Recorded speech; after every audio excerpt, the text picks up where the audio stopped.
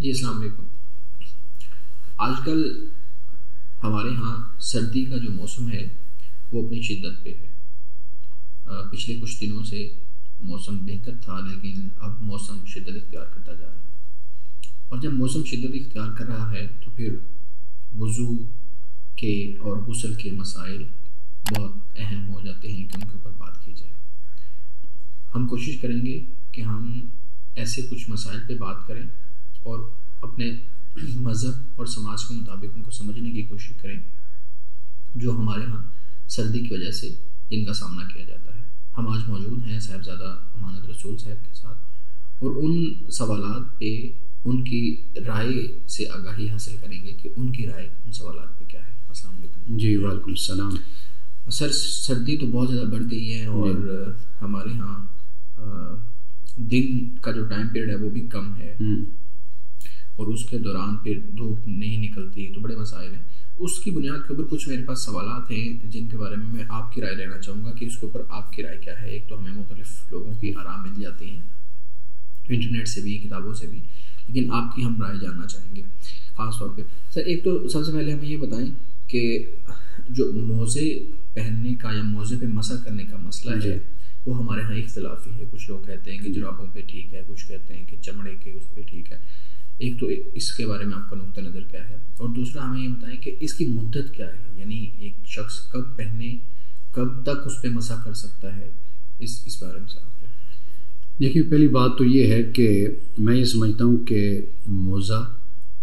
موزے یا جرابیں یہ تو بحث ہی نہیں ہونی چاہیے. صحیح کہ بھئی موزے ہیں یا جرابیں. اصل چیز کیا ہے وہ یہ ہے کہ ایک شخص کو اللہ سبحانہ وتعالیٰ کی طرف سے سہولت دی گئی ہے, ایک مسلمان کو, کہ جو وضو کرتا ہے نماز پڑھتا ہے تو سخت سردی میں اور یا سردی میں جو بھی معاملات ہیں, صرف سردی کا معاملہ نہیں ہے, کئی دفعہ کئی مقامات ایسے ہوتے ہیں کہ جہاں پہ یہ اتارنا اور پھر وضو کرنا پھر ان کو پہننا اس کے لیے یعنی ایک تکلیف کا باعث بنتی ہے, تو وہاں پر بھی وہ یعنی موزے ہیں یا جرابیں ہیں تو وہ اس پر مسح کر سکتا ہے. تو گویا کہ پہلی جو بنیادی بات ہے وہ یہ ذہن میں رکھنی چاہیے کہ یہ ایک رخصت ہے, ایک سہولت ہے.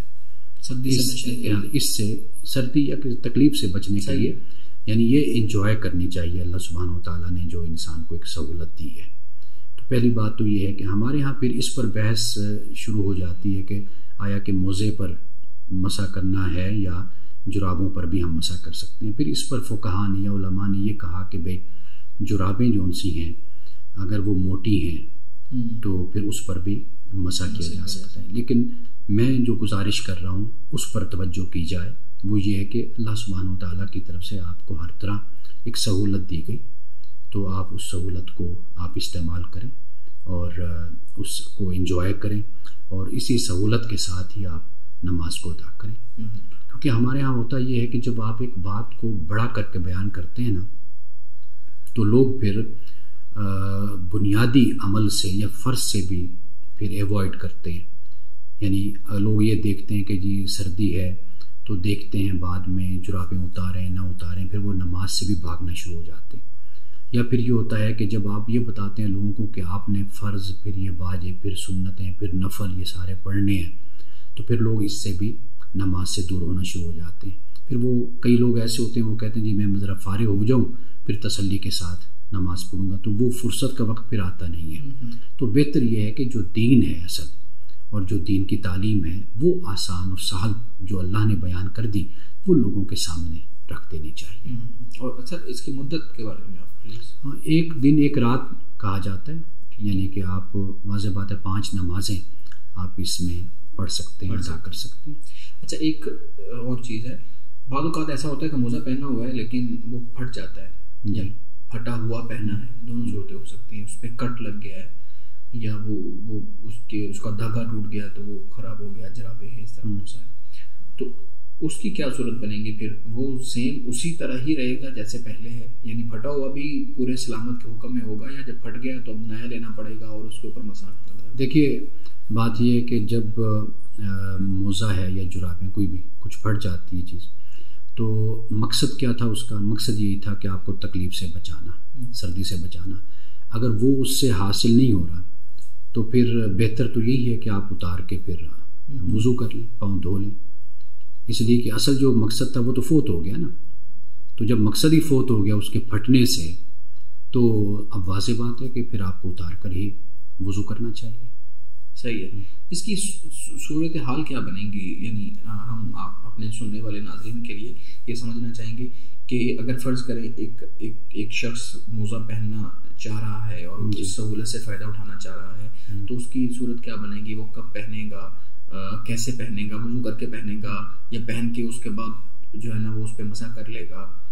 اور اگر وضو ٹوٹ جاتا ہے تو پھر اس کی کیا صورت بنے گی؟ اس کے بارے میں تھوڑا سا تفصیل سے دیکھیے. واضح بات ہے کہ وضو اگر انسان ابھی پاک نہیں ہے، ناپاک ہے، یعنی بے وضو ہے، ٹھیک ہے، تو واضح بات ہے کہ وہ اس حالت میں نہیں پہنے گا موزہ. صحیح. موزے نہیں پہنے گا، جرابیں بھی نہیں پہنے گا، کچھ نہیں پہنے گا. پہلے وہ وضو کرے گا، صحیح، پاکی حالت میں آئے گا، باوضو ہوگا، اس کے بعد پھر یہ عمل شروع ہوگا. ٹھیک ہے. یعنی وضو کی حالت میں، صحیح ہے، وضو کی حالت میں وہ ساکس پہنے گا، جرابیں پہنے گا یا وہ موزے پہنے گا. جب اس نے پہن لی، اب اس کے بعد پھر وہ مسح کر سکتا ہے. طریقہ کار یہ بیان کرتے ہیں فقہاء کرام کے جیسے دایاں موزہ ہے تو اس پر دائیں ہاتھ کی 3 انگلیوں سے وہ مسح کر لے گا، اور اسی طرح بایاں ہے تو بایاں پاؤں پہ جو ہے وہ اسی طرح بائیں ہاتھ سے 3 انگلیوں کے ساتھ وہ مسح کر لے گا. اور اگر اس دوران موزہ پہنا ہوا ہے تو وضو ٹوٹ جاتا ہے تو اس بارے میں اگر یعنی باوضو ہو کر اس نے موزہ پہنا ہے تو اب وہ مسح کرے گا. اس کے بعد دوبارہ وضو ٹوٹ جاتا ہے، وہ وضو کرے گا تو اپنا جب پاؤں دھونے کی باری آئے گی تو پاؤں دھوئے گا نہیں، مسح ٹھیک ہے، مسح کر لے گا. بالکل ٹھیک ہے. یہ اصل میں اس لیے میں آپ سے یہ چیزیں مزید تفصیل سے پوچھ رہا ہوں کہ ہمارے یہاں چونکہ سردی آتی ہے تھوڑا وقت تو بھول جاتی ہیں چیزیں. جیسے عید کی نماز ہے نا تو وہ قاری صاحب پہلے یاد کرواتے ہیں کہ اتنی تکبیریں ہیں، اتنا کچھ پڑھنا ہے. جیسے نماز جنازہ پڑھنی ہوتی ہے تو وہ بھی انسان بھول جاتا ہے. بالکل. تو اس لیے ہمیں تھوڑا سا ریمائنڈر. ویسے بھی ان مسائل کو بہت دفعہ بیان بھی کر دیا جائے نا تو اکثر جہاں بھی آپ بیٹھیں کسی مجلس میں یا کسی جگہ درس دیں یا گفتگو کریں تو وہاں پر اکثر طور پر یہی چند مسائل ایسے ہیں. خواتین کی طرف سے وہ ناخن پالش کا مسئلہ ہوتا ہے، لپسٹک کا.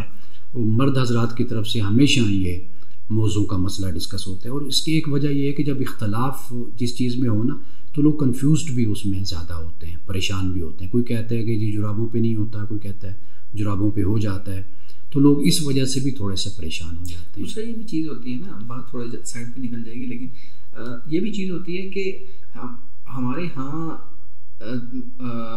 جو مسائل ہیں اس طرح کے اختلافی، ان کے اوپر سماجی تناظر میں بات بہت کم کی جاتی ہے نا. کوئی سماجیات کا ماہر ساتھ مذہب بھی پڑھا ہوا ہے، ساتھ سماجیات کو بھی سمجھتا ہے، ٹھیک ہے، معاشرے کو بھی سمجھتا ہے، حالات کو بھی سمجھتا ہے، تو اس پہ رائے دے تو وہ الگ بات ہوتی ہے. ہمارے یہاں اس چیز کا فقدان ہے. بالکل ایسے. ایک اور چیز، عام طور پہ جب ہم کوئی شرٹ یا موزہ خریدتے ہیں تو اس کے اوپر آج کل زیادہ برانڈ کانشیس لوگ ہوتے ہیں. اس کے اوپر لوگو لگا ہوتا ہے، اس کے اوپر کوئی ٹیگ لگا ہوا ہے، اس کے اوپر تصویر بنی ہوئی ہے، ٹھیک ہے. عام طور پہ اگر ہم برانڈیڈ موزے لیں تو ان کے ساتھ بھی ٹیگ لگا ہوتا ہے جس کے اوپر کسی جانور کی یا اس طرح اس برانڈ کے نام کی جو تصویر بنی ہوتی ہے وہ ہوتی ہے. تو اگر موزے لیے ہیں اس کے اوپر تصویر بنی ہے یا کوئی مہر لگی ہوئی ہے اس طرح کی جانور کی، وہ پہن کے اگر شرٹ لی ہے اس کے اوپر کسی جاندار کی کسی کی تصویر بنی ہے وہ پہن کر، جیکٹ لی ہے وہ پہن کر، ان تمام صورتوں میں نماز کی صورتحال کیا بنے گی؟ ہمارے ہاں یہ بھی ایک اختلافی مسئلہ ہے، اس پہ بھی آپ اپنی رائے دیں. دیکھیے بنیادی بات یہ ہے کہ جہاں پہ اللہ کا دین آیا یعنی عرب میں تو وہاں پر شرک عام تھا. لوگ مشرکانہ رسوم اور بدعات میں لوگ مبتلا تھے. تو وہاں پہ چونکہ ان کا عقیدہ، ان کی سوچ اور ان کی فکر یہی تھی کہ وہ بتوں کو پوجتے تھے. اللہ کو تو بڑا خدا مانتے تھے لیکن باقی جو تھے ان کو چھوٹا خدا مانتے تھے. تو بنیادی تصور یہاں سے پیدا ہوا کہ اسلام نے منع کیا، کیونکہ ایک ہی خدا کی عبادت کرنی ہے، ایک ہی خدا کو کے سامنے اپنے سر کو جھکانا ہے. تو لہٰذا وہ شرک اور رسومات اور بدعات کا خاتمہ کر دیا گیا. قرآن پاک نے واضح طور پر کیٹاگوریکلی اس بات کو بیان کیا ہے، اور ان الشرک لظلم عظیم قرآن پاک نے بیان کیا، چونکہ ان کے عقیدے میں یہ بات شامل تھی. اب معاملہ یہ ہوتا ہے کہ جب ایسی کوئی تصویر یا کچھ ایسا ہوتا ہے یہ آپ کو ڈسٹرب کرتا ہے جب آپ نماز پڑھتے ہیں، چونکہ تعلق پھر اسی بات سے جا کر جڑتا ہے نا شرک کے ساتھ. یعنی انسان مسلمان ہے پریشان ہو جاتا ہے کہ اس کے سامنے کوئی تصویر ایسی ہو تو وہ یہ خیال کرتا ہے کہ کہ کہیں معاملہ ایسا نہ ہو کہ میری توجہ اس طرف چلی جائے. تو اس کے لیے پھر احتیاط انسان کو برتنی چاہیے مسلمان کو. وہ احتیاط پھر بعد ہمارے علماء نے یہ کہا کہ جو تصویر کا سر ہے اس کو آپ کاٹ دیں, اس کو غائب کر دیں, تو گویا کہ وہ پورا جسم جو ہے وہ نہیں رہتا پھر پورا وجود, تو لہٰذا پھر اس کے ساتھ آپ نماز ادا کر سکتے ہیں. صحیح, بالکل ٹھیک ہے. ہم جب مارکیٹ جاتے ہیں تو ہم وہاں سے جس کو ہم لنڈا بازار کہتے ہیں, وہاں سے ہم مارکیٹ سے کوئی جیکٹ خریدتے ہیں, کوئی شرٹ خریدتے ہیں, کوئی ٹراؤزر خریدتے ہیں. تو آج کل جتنی سردی ہے, دھوپ نکل نہیں رہی, تو اس صورت میں اس کو دھوئیں گے, اس کو 2 دن سکھانے پہ لگائیں گے, پھر وہ خشک ہوگی, 3-4 دن تو ایسے گزر جائیں گے. تو اس صورت حال کو کس طریقے سے ہم ٹیکل کریں گے؟ اگر کوئی جیکٹ لی ہے, کوئی شرٹ لی ہے, تو اس کو ایز اٹ از پہنا جا سکتا ہے یا اس کو دھونا چاہیے؟ دیکھیے, جب تک کوئی ظاہری نجاست جسے آپ کہتے ہیں آپ کو نظر نہیں آتی, اس وقت تک تو آپ اس کو استعمال کر سکتے ہیں. ٹھیک ہے. شک اور شبے میں انسان کو نہیں پڑنا چاہیے. جب تک کسی بات کا یقین نہ ہو اس وقت تک انسان کو وہ بات نہیں کہنی چاہیے, نہ اس پر عمل کرنا چاہیے. تو یہ شکوک و شبہات کی باتیں ہوتی ہیں کہ بھئی یہ چونکہ وہاں سے انگریزوں کی طرف سے آئی ہے تو لہٰذا معلوم نہیں کہ یہ کیسی ہو, کس سے دھلی ہو. تو ایسا معاملہ نہیں ہے. تو جو انسانی فطرت ہے, انسانی طبیعت ہے, وہ ہمیشہ نفاست کو, پاکیزگی کو انسان پسند ہی کرتا ہے. تو اس لیے جب تک کوئی یقین نہ ہو کہ اس پر کوئی ظاہری طور پر غلاظت ہے, گندگی ہے, تو اس وقت تک پھر واضح بات ہے کہ اس کو دھو کر انسان کو استعمال کرنا چاہیے. ایک چیز اسی سے ریلیٹڈ میں شیئر کروں گا.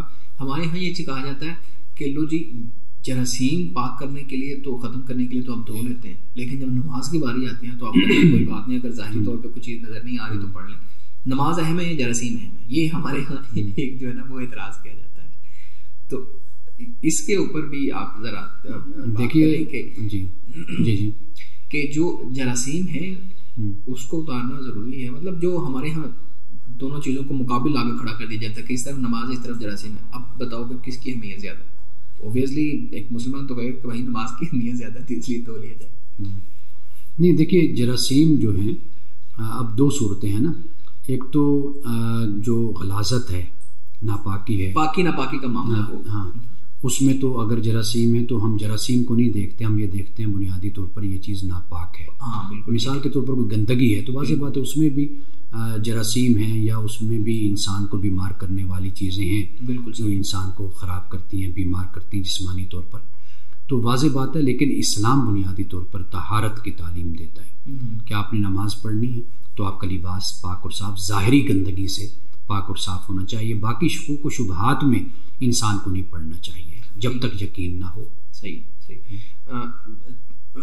کچھ جو چیزیں باہر سے آتی ہیں ان میں ایک چیز یہ بھی ہوتی ہے کہ مختلف جانوروں کی جو کھال ہوتی ہے اس کو استعمال کر کے, ان کے چمڑے کو استعمال کر کے تو قابل استعمال بنایا جاتا ہے. جی, ہمارے یہاں ایک یہ بھی چیز سامنے آتی ہے کہ جو خنزیر کی کھال ہے, کہا یہ جاتا ہے کہ مختلف چیزوں کے اندر اس کی آمیزش ہوتی ہے اور اس کو نہیں استعمال کرنا چاہیے. جس کے اندر بھی تھوڑا سا شک ہو اس کو چھوڑ دینا چاہیے.